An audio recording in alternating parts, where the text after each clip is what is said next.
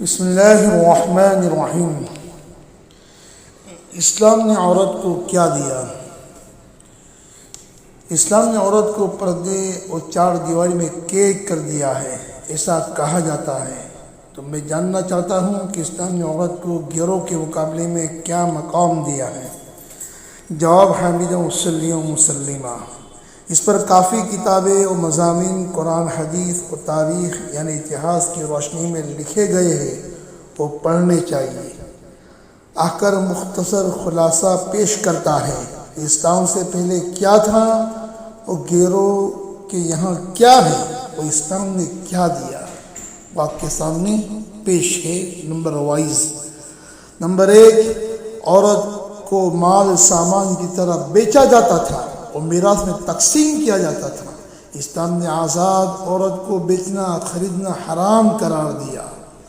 Number 2، لوگ 10 اور 100 سے بھی زیادہ عورتوں کو نکاح میں ایک ساتھ رکھتے تھے۔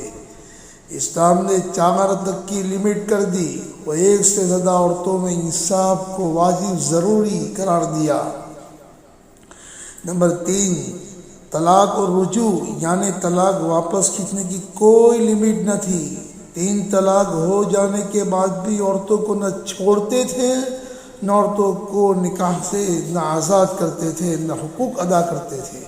اسلام نے طلاق کی لمٹ 3 کر دی، اس کے بعد نہیں رکھ سکتے۔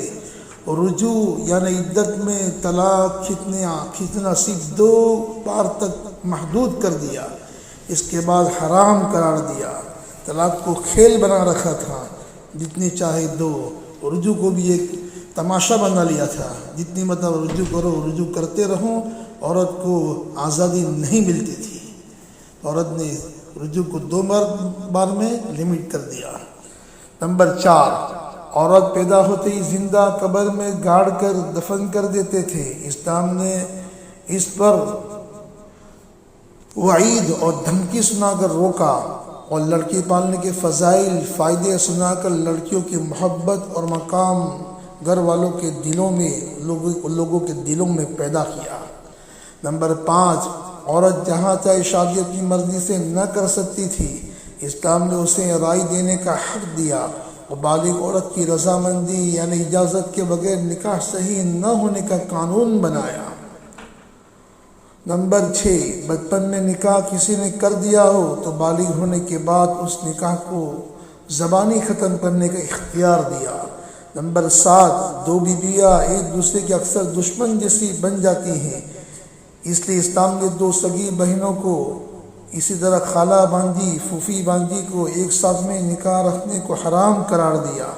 نمبر 8، عورتوں کو ہر کوئی بری نگاہ سے دیکھتا ہے اور اسے فاسدہ ہے، اس سے زنا یعنی بدکاری ہوتی ہے، اس پر ریپ ہوتا ہے۔ عورتوں کو پردہ نقاب پہنا کر مردوں کی بری نظر، زنا اور ریپ سے محفوظ کیا، حجاب پر پروٹیکشن دیا۔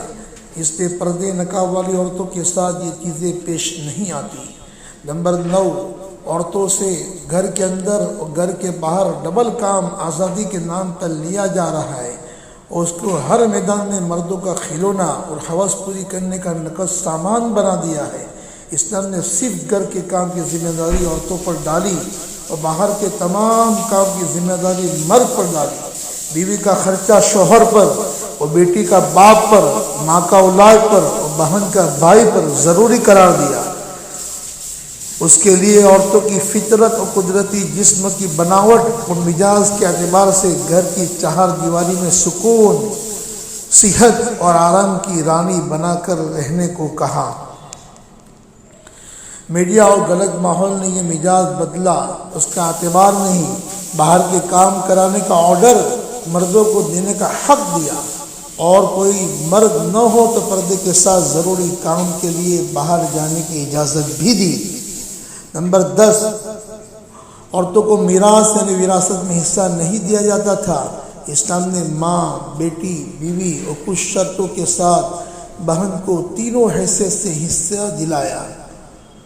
اور بیوہ عورت کی شادی اور مذاہب میں نہیں کی جاتی۔ اسلام نے بیوہ عورت اور مطلقہ عورت کو بھی شادی کرنے کا حق دیا۔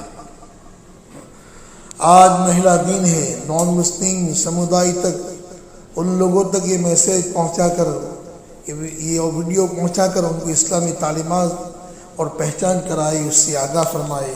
اور بھی بہت کچھ دیا ہے، لمبا ویڈیو بن جائے گا، اس لیے اکثر لوگ لمبے ویڈیو کو سنتے نہیں ہیں، اور اس لیے علماء کے بیان انشاءاللہ بھیجے جائیں گے یوٹیوب پر۔ اسلام کے جو اسکالر ہوتے ہیں، عالم مفتی، ان کا بیان سنیے۔ واللہ اعلم بالصواب۔ اسلام میں عورتوں کا مقام وغیرہ کتابوں سے ماخوذ۔ السلام علیکم ورحمۃ اللہ۔